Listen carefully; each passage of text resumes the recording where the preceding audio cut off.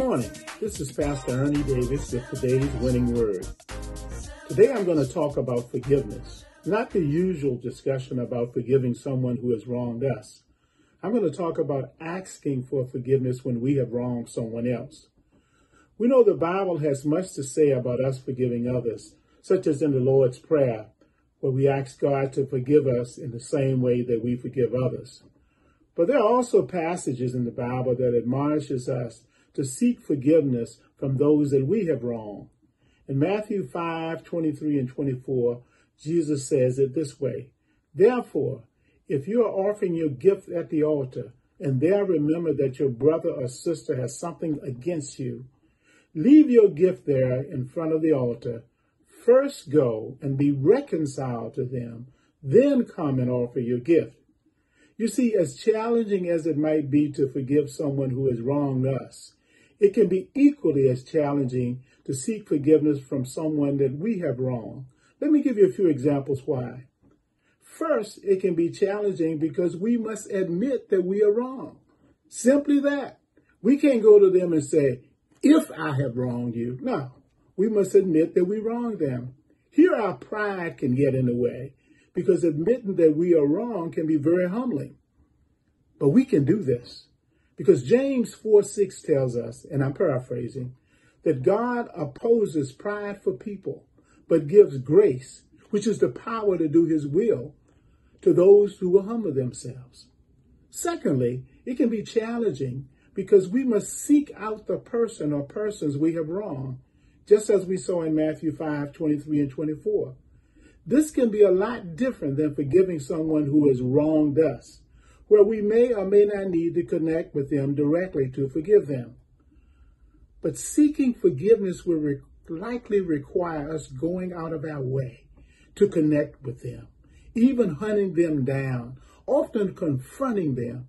And get this, the person may not even want to forgive you, but that's okay, because Romans 12:18 says, "If it is possible, as far as it depends on you, live at peace with everyone."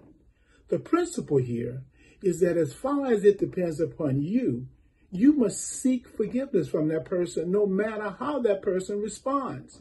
You cannot control their reactions, but you must still do what is right.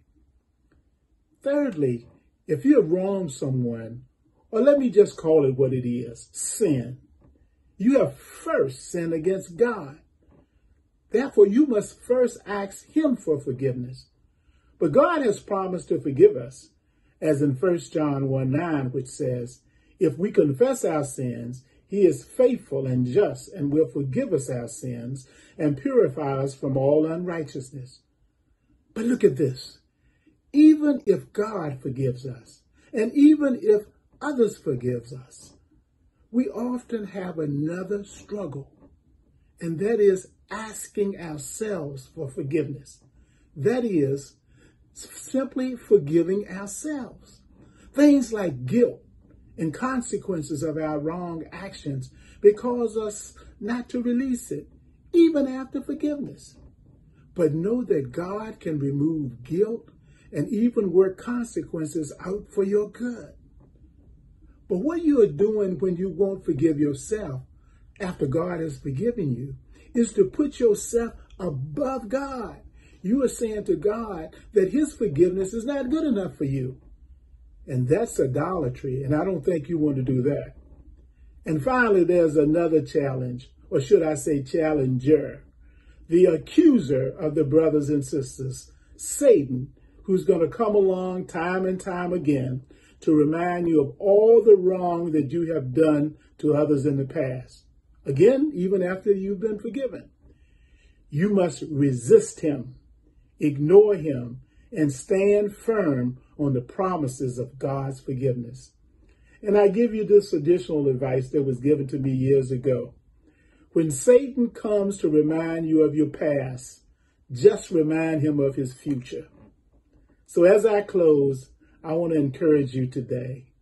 Be reconciled with your brother or sister if you've wronged them by asking for forgiveness. Humble yourselves under the mighty hand of God. Seek forgiveness and he will lift you up. God bless you and have a wonderful day. Celebration.